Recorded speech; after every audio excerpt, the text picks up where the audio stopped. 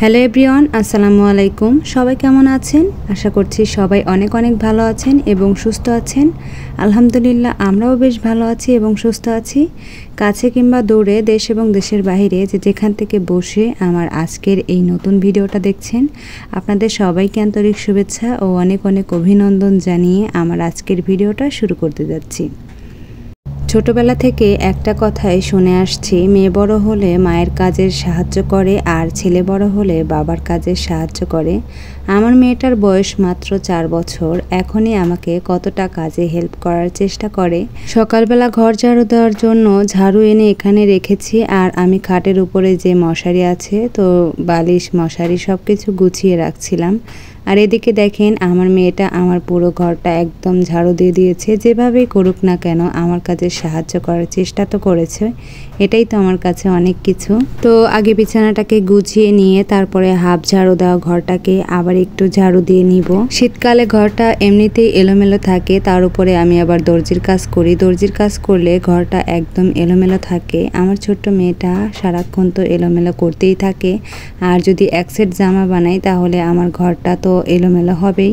এত পরিমাণ দর্জির কাজের অর্ডার পাই যে সব সময় আমাকে প্রতিদিনই কাজ করতে হয়, আর প্রতিদিন কাজ করলে এক সেট জামা যদি বানাই তাহলে নিচে এত পরিমাণ টুকরো কাপড় পরে, তো ঘরটা আমি গুছিয়ে রাখতে পারি না। আর তার উপরে আমার ছোট বাচ্চা আছে, তো সে তো সব সময় ঘরটাকে এলোমেলো করার চেষ্টাই করে।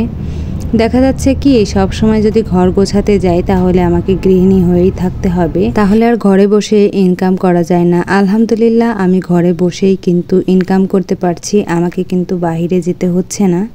তো আল্লাহ আমাকে যেটা দিয়েছে আমি এতেই খুশি। ঘরে বসে যদি আমি ইনকাম করতে পারি তাহলে এর থেকে বেশি আর কতটা চাওয়া থাকতে পারে। শুধু আল্লাহ তাআলার কাছে একটাই চাওয়া থাকবে, আমার শরীর সুস্থ রাখলেই হবে, আমার পরিবারের সবার শরীর সুস্থ রাখলেই আমি খুশি। এর থেকে বেশি চাওয়া আর আমার জীবনে নেই। আল্লাহ তাআলা আমাকে যেভাবে রেখেছে আমি ঠিক সেভাবেই থাকতে সন্তুষ্ট বোধ করি। তো গ্রামে বসে আমি যতটা অর্ডার পাচ্ছি, অনেকে আছে শহরে বসবাস করে কিন্তু শহরে বসেও কিন্তু তারা ততটা অর্ডার পাচ্ছে না। তো সেই হিসাব করলে দেখা যাচ্ছে কি, আল্লাহ তাআলা আমাকে যতটা ভালোবেসেছে ঠিক ততটা ভালোবাসা নিয়ে আমি থাকতে খুশি। গত ভিডিওতে দেখিয়েছিলাম যে 3 রকমের মাছ নিয়ে এসেছে, তো সেই মাছের সাথে কিন্তু পালং শাক আর লাউ নিয়ে এসেছিল। তবে আমি সেদিন আর কি রান্না করিনি, রান্না করেছিলাম অন্য পদ। তবে আজকে রান্না করব হচ্ছে পালং শাক ভাজি করব, সাথে লাউ দিয়ে টাকি মাছ রান্না করব। তো আমাদের গ্রামের রান্নাবান্না অনেকেই আছে পছন্দ করে, আবার অনেকেই আছে পছন্দ করে না।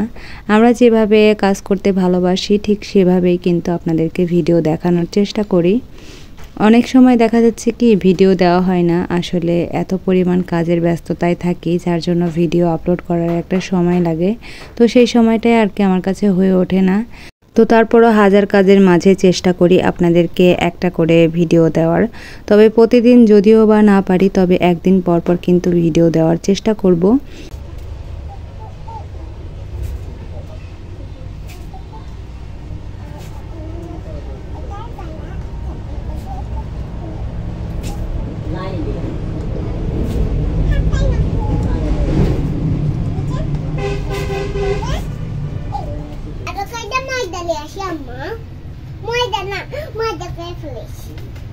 তাহলে কি পানি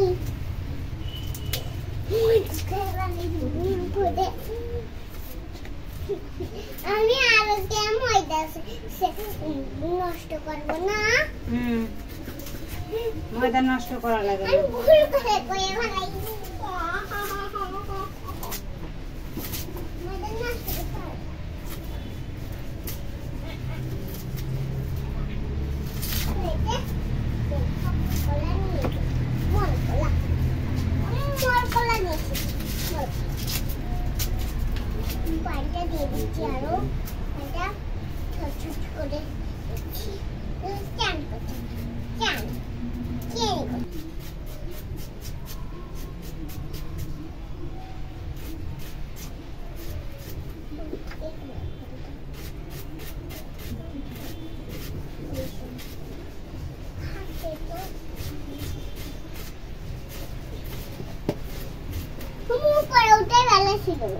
নিয়ে গেল